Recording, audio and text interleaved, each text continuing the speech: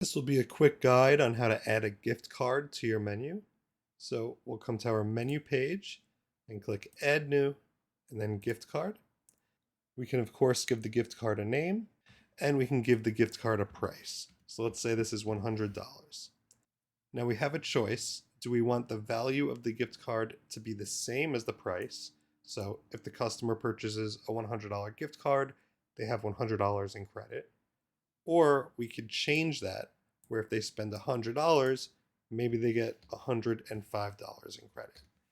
This is usually used for promotional reasons and could be an incentive for people to share it with friends. For now, I'll go ahead and keep that value the same. And you could also change this to customer chooses the amount.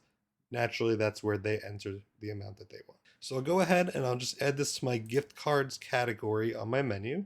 And then we'll go ahead and check out how it looks for the customer.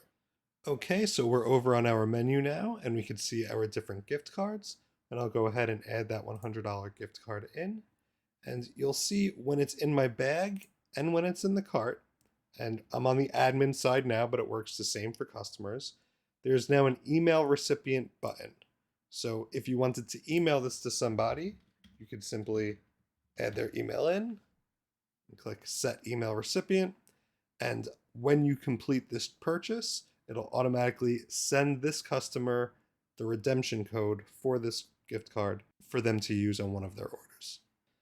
There is also another way to create gift cards, and this is by doing it manually. So if we come to our marketing page and then the purchased gift cards tab, we'll see we have the opportunity here to click Add Gift Card Code, and we can enter an amount. We can enter what we want their code to be. So this is the redemption code. This is a great way to give somebody store credit. Maybe you want to give your customer John M $100 in credit.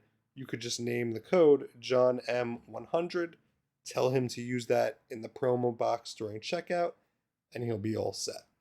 And of course, you could also email that to him at the same time.